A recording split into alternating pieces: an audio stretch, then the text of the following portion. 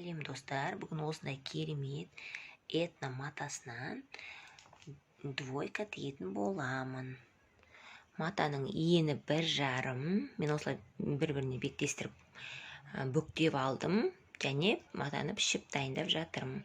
Қазір осы бетте матаны қиып алам, тігіске беріп, одан кейін белдігін қиып алам.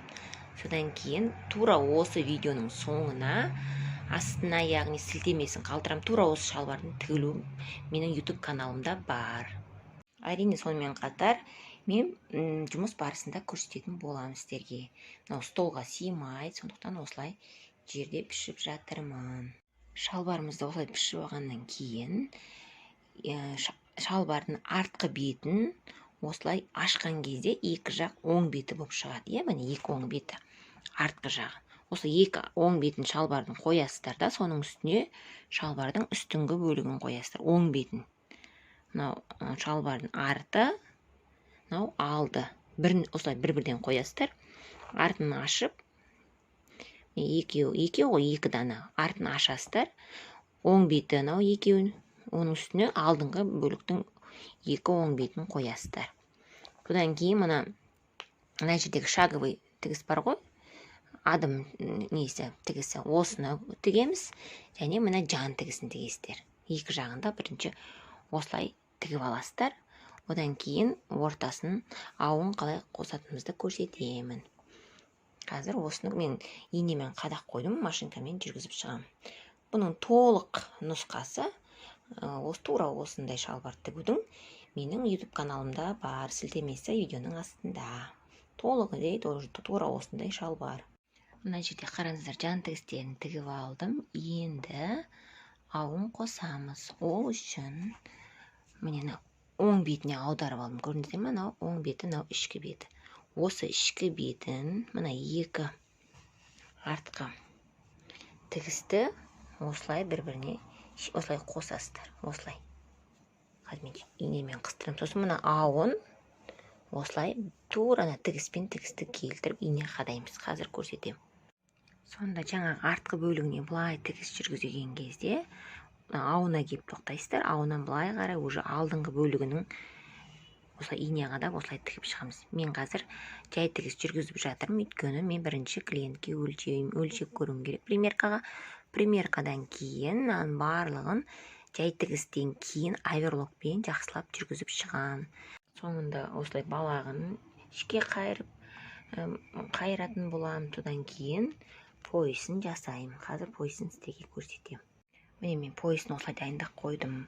Мұның ішінде резинка, ширинасы 4 см. Мен материалды 10 см ширина алдым.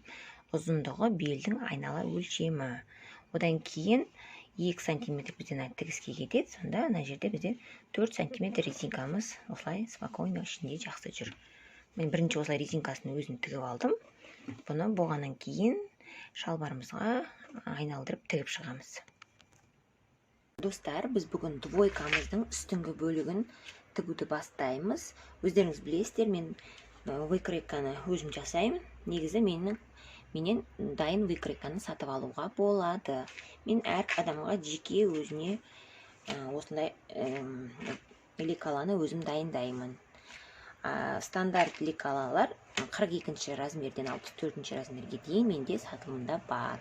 Алам десеңіздер, жазсаңыздар болады. Енді қараңыздар, мына менде осылай дайындалынған лекала. Бұл бізде 52 размерге дайындалынған лекала. Мына жерде міне алдыңғы бөлігі, мен оны бұлай қайырып қойған. Осылай қайра саласыздар, мына жерде тігісі бар, белгісі бар. Міне тураны кеуде сызығына келген кезде осы жерді қайра саласыздар, болды, сіздерде алдыңғы бөлігі дайын болады. Енді біз бұны матада қалай болады? Мынау бізде жеңіміздің сызбасы. Мен мына жерде орынды осылай көрсетейін. Мынау бізде жеңіміздің сызбасы. Матамызды екі бүктеп, біз артқы бөлікті пішіп алдық. Мысалы, матамыз осылай екі бүктеліп тұрған жерге, мен артқы бөліктің выкройкасын қойып, осы арқылы мен сызып алдым. Қаншалықты сіздерге ұзындық керек, соны өздеріңіз ұзындығын сызып аласыздар. Тапсырыс беру адамға байланысты сызып аласыздар. Қаншалықты ұзындық керек, сонша сызып аласыздар. Мынау артқы бөлік. Бұны бүктелген жерге қойсаңыздар, артқы бөліктеріңіз сізде арты жабық болады. Мен сондай осылай тегіс болады. Арты көрдіңіздер ме? Тұтас. Енді осы артқы бөлік, мынау бізде алдыңғы бөлік. Міне алдыңғы бөліктен екеу, алдыңғы бөліктің жаңағы жерін көрдіңіздер ғой, алдымен осылай бүктелген жерін осылай қиғаш қылып сызып алдым. Лекалада сол бойынша тура солай қойып, мен алдыңғы бөлікте де пішіп алдым. Енді осы екі бөлікті бір-біріне бет қоямыз осылай. Мен мына жерде көктелген, мен бағана сөгіп тастадым. Сіздерге басынан бастап түсіндірейін деп. Алдыңғы бөліктің матасын мен артқы бөліктің матасын беттестіресіздер. Яғни беткі бөлігін бір-біріне беттестіресіздер. Лицевая сторонасын беттестіріп, біз осылай екі иық тігісін бірінші түзу тігіспен жүргіземіз, содан кейін оверлокпен жүргіземіз мына екі түзу тігісті. Және сонымен қоса мына екі жан тігісін жүргіземіз. Көрдіңіздер ме, міне кофтамыздың екі жан тігісін, міне екі жан тігісін осылай түзу тігіс және оверлокпен жүргіземіз екі жағында. Әзірше осыны орындап алайық, содан кейін ары қарай мен сіздерге түсіндіремін. Жағасы қалай әдемі болып шығатынын, жағасын қалай жасайтынымызды мен сіздерге бәрін түсіндіремін. Міне бұл жерде біз екі иығын және екі жан тігісін жүргізіп шықтым. Яғни түзу тігіспен, сосын сыртынан оверлокпен осылай әдемілеп жүргізіп шықтым. Енді біз жағасын қалай жасаймыз? Мен мына жерде жағасын неге осылай шұңқыр қылып, осылай қылып қидым деп ойлайсыз. Өйткені мен бұл двойканың жағасын шапанның жағасы сияқты қылып осылай жалпақ қылып тігейін деп тұрмын. Сол үшін мен осылай жасадым. Енді оны қалай жасаймын?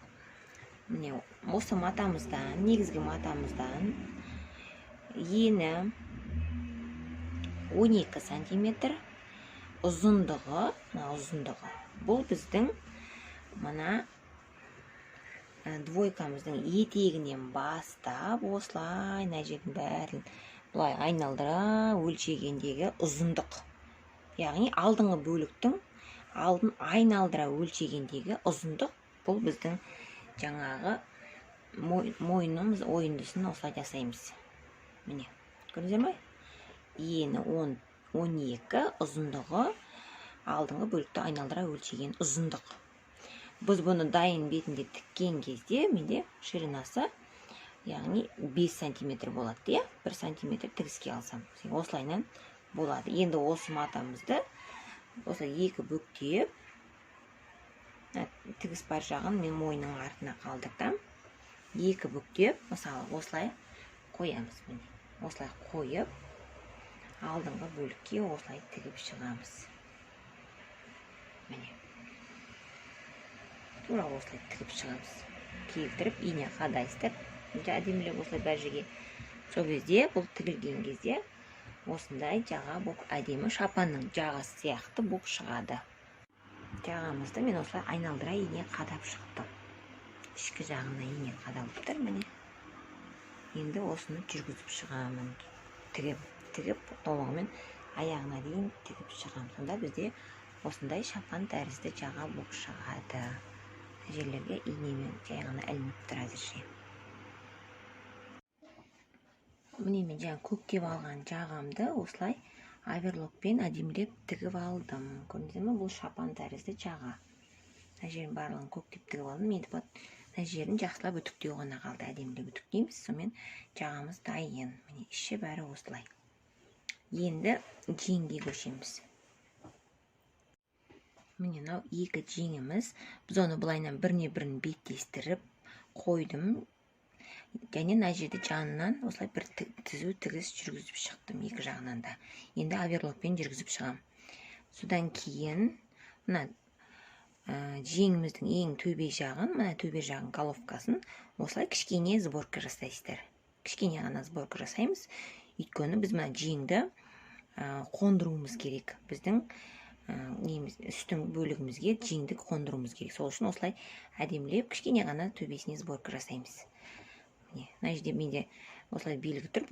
Бұл жеңіміздің алдыңғы бөлігі деген сөз.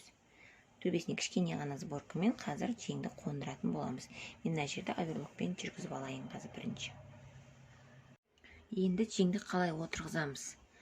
Міне мынау жеңіміз. Біз жаңа белгілеп алған осындай алдыңғы бөлікті осылай алдыға қаратып осылай келтіресіздер. Содан кейін мына ішкі жағынан осылай жеңді ұстап былай аударамыз. Сол кезде жең қолтықтың ортасына осылай кіреді. Осылай кірген бетте мына қолтық тігісін осылай бір-бірімен келтіріп, бірден ине қадап аламыз. Осылай біз қолтықтың тігістерін жоғары қарай белгілей бастаймыз. Екі жағында. Осылай етеміз де. Ең жоғарғы төбесіне қарай келгенде, яғни қолтықтың бас жағына келген кезде головкасы деп айтамыз. Ол жерге келгенде жаңағы сборка жасаған жерімізді отырғызамыз, яғни қондырамыз. Припосадка жасаймыз. Бірінші осылай бейнемен белгілеп алайық. Міне. Мына жерді енді осы жерге келтіріп, мына жіптерімізді тартып, осы жерге келтіріп қондырамыз қазір міне. Сосын осылай иықтың жоғары жағындағы тігіске осылай ине қадап, мына жерін бәрін келтіріп, осылай келтіріп аламыз.